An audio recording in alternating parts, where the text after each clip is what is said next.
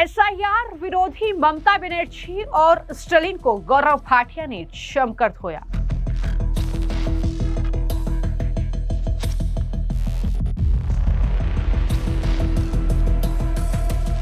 गौरव भाटिया बोले, ममता बनर्जी ने घुसपैठियों को पाला, अब एसआईआर से डरी। गौरव भाटिया का दावा, अब बंगाल में ममता बनर्जी की उल्टी गिनती शुरू।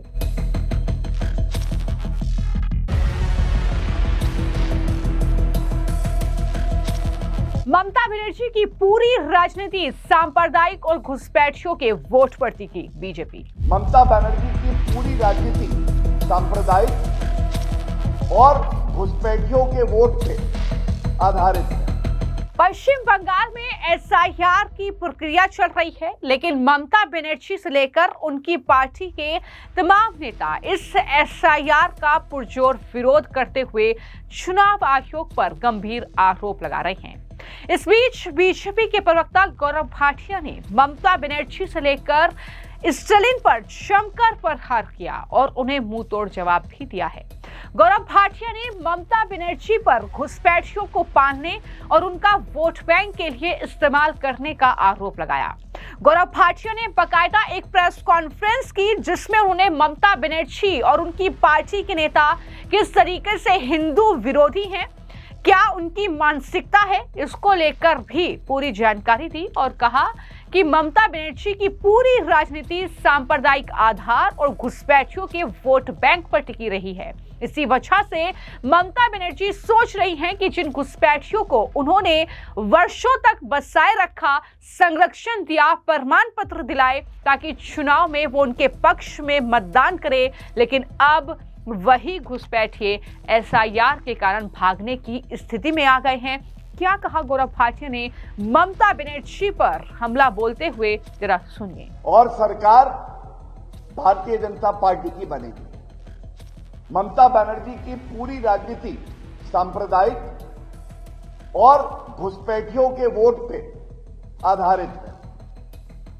ये कहना गलत नहीं होगा कि जब हमने तमाम चैनल पर खबर देखी कि घुसपैठिए वापस अपने देश की तरफ लौट रहे हैं, तब भारतीय खुश थे। लेकिन ममता बनर्जी आंखों में नमी लिए, दुख, चिंतित और बड़ी व्यथित दिखाई दी।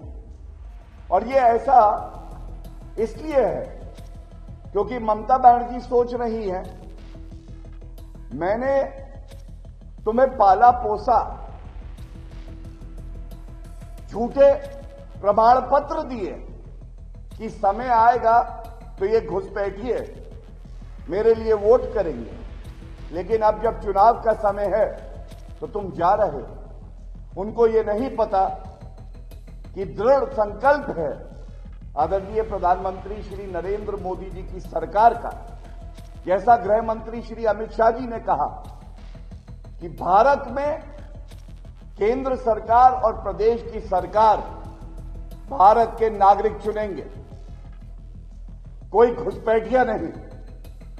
ये हमारा देश है, इस वतन से हमें मोहब्बत है, इस वतन के लिए हम अपनी जान दे देंगे। ये कोई धर्मशाला नहीं है कि घुसपैठिए आएंगे और जो भारतीय नागरिक हैं उनका हक मारेंगे।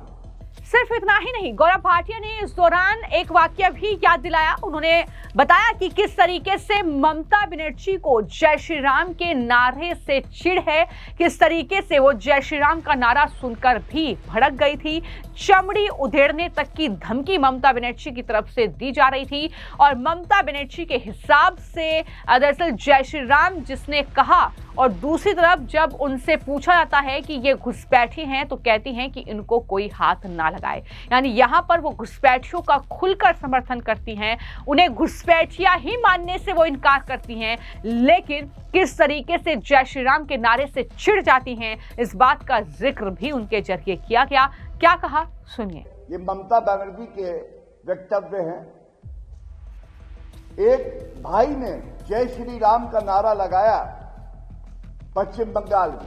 ममता बनर्जी अपनी गाड़ी से उतर के कहती हैं गुस्सा होकर तिलमिलाकर तुम्हारी चमड़ी उधेड़ दूंगी। उस भाई की गलती थी ममता बनर्जी के हिसाब से कि उसने जय श्री राम कहा। और दूसरी तरफ जब उनसे पूछा जाता है ये घुसपैठिए है, तो वो कहती है इनको कोई हाथ ना लगाए, और धर्म के आधार पे वो कहती है ये दूध देने वाली गाय है, इसकी दुलत्ती भी मैं सह लूंगी। ये जो दोहरा रवैया है ममता बनर्जी जी का, ये बिल्कुल स्पष्ट हो गया है और उल्टी गिनती की शुरुआत हो गई है। पश्चिम बंगाल की जनता ममता बनर्जी को सबक सिखाने वाली है। तो इस तरीके से ममता बनर्जी उनकी पार्टी के नेता को घेरा है गौरव भाटिया ने, और सीधे तौर पर यह कहा है कि एसआईआर क्योंकि घुसपैठियों को खदेड़ने की भी एक प्रक्रिया ही समझो। तो ऐसे में ममता बनर्जी को डर है कि जिन घुसपैठियों को उन्होंने बसाया वोट बैंक के लिए, वो अब उनसे दूर चले जाएंगे जब एसआईआर पश्चिम बंगाल में हो रहा है। सिर्फ इतना ही नहीं, बीजेपी के प्रवक्ता गौरव भाटिया ने टीएमसी नेता हुमायूं कबीर के उस बयान को लेकर भी हमला बोला जिसमें उन्होंने राम मंदिर के प्रांगण में पवित्र ध्वज के आरोहण का उत्सव जब मनाया जाएगा, तो वहीं दूसरी ओर हुमायूं कबीर जो कि टीएमसी के नेता हैं, वो ये कह रहे हैं कि 6 दिसंबर को पश्चिम बंगाल में बाबरी मस्जिद हम बनाएंगे। ये बात उनके जरिए की जा रही है। तो इस तरीके का जब वो बयान देते हैं, उससे स्पष्ट होता है कि किस तरीके की राजनीति पश्चिम बंगाल में टीएमसी कर रही है। इतना ही नहीं, उन्होंने टीएमसी के नेता फरहाद हकीम के बयान का भी जिक्र किया और कहा कि अगर बंगाल में सीएए लागू करने की कोशिश की गई तो वो उन लोगों की टांगे तोड़ देंगे। ये फरहाद हकीम का बयान था। तो ममता बनर्जी के दोहरे रवैये का जवाब पश्चिम बंगाल की जनता देगी। ममता बनर्जी की उल्टी गिनती शुरू हो चुकी है, ये भी उनके जरिए कहा गया है। कोई घुसपैठिया नहीं, ये हमारा देश है। इस वतन से हमें मोहब्बत है। इस वतन के लिए हम अपनी जान दे देंगे। ये कोई धर्मशाला नहीं है कि घुसपैठिए आएंगे और जो भारतीय नागरिक हैं उनका हक मारेंगे। इसी के साथ तुष्टीकरण की क्योंकि बात हो रही है, टीएमसी के नेता हैं हुमायूं कबीर। एक तरफ भारत के लिए गौरवशाली क्षण है कि भव्य राम मंदिर जो अयोध्या में है उस पे पताका फहराई जा रही है, लेकिन ममता बनर्जी के इशारे पर उनके नेता हुमायूं कबीर कह रहे हैं 6 दिसंबर को पश्चिम बंगाल में बाबरी मस्जिद बनाएंगे, इसका निर्माण होगा। तो ये पूछा जाएगा, संविधान में ममता बनर्जी की आस्था नहीं है।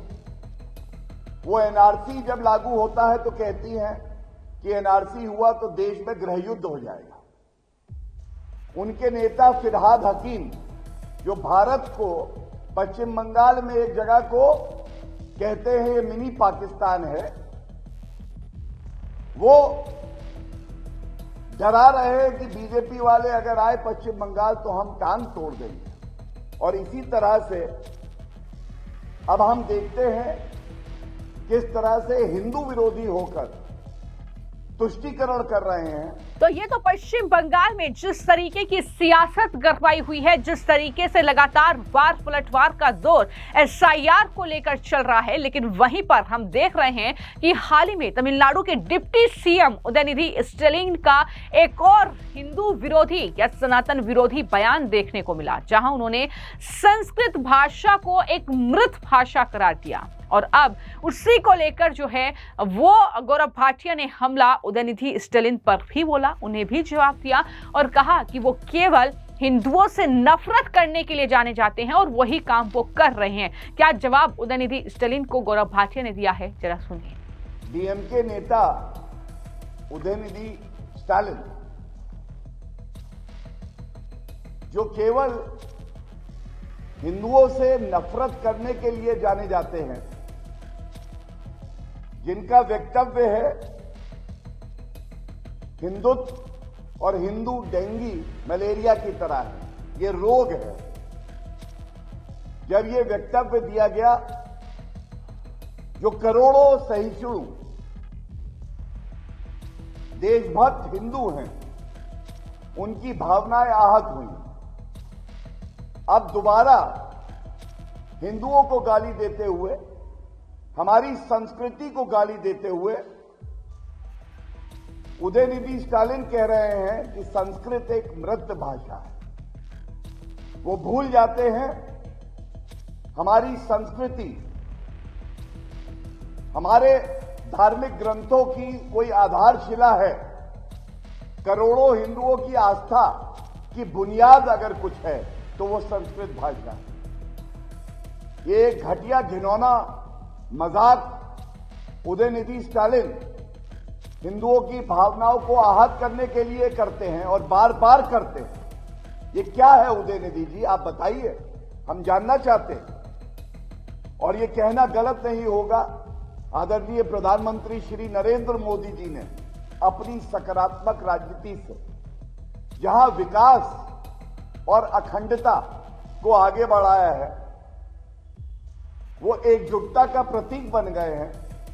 उदयनिधि स्टालिन केवल अराजकता और विभाजन का पर्याय बन के रह गए।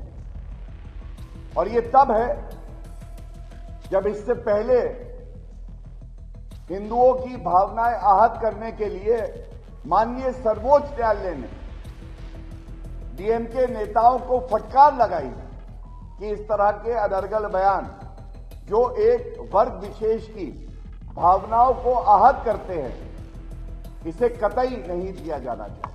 तो कुछ इस तरीके से बीजेपी भी लगातार जवाब दे रही है, लेकिन कुल मिलाकर ये देखा जा रहा है कि अब एक तरफ एसआईआर जो है चुनाव आयोग अलग अलग राज्यों में करा रहा है, जिससे कि वोटर लिस्ट को पूरी तरीके से जो है उसमें पारदर्शिता लाई जाए, एक तरीके से उसे साफ सुथरा किया जाए। जो फेक वोटर हैं, जो घुसपैठिए उसमें शामिल हैं, उन्हें एक तरीके से क्लीन किया जाए। लेकिन वहीं पर केंद्र सरकार का भी एक बड़ा अभियान घुसपैठ के खिलाफ चल रहा है, जिसमें लगातार ये देखने को मिल रहा है कि जो एक ड्राइव एक तरीके से घुसपैठ के खिलाफ चलाई है, उसमें एक बड़ी सफलता जो है वो सरकार को मिल रही है। और इन सब के बीच ममता बनर्जी जिन घुसपैठियों के दम पर पश्चिम बंगाल में अभी तक चुनाव जीत रही थी, अब कहीं ना कहीं देखना होगा कि किस तरीके की राजनीति ममता बनर्जी की तरफ से देखने को मिलती है जब पश्चिम बंगाल में एसआईआर की प्रक्रिया पूरी होती है। फिलहाल आपकी इस खबर को लेकर क्या राय है, हमें कमेंट बॉक्स में जरूर लिखें।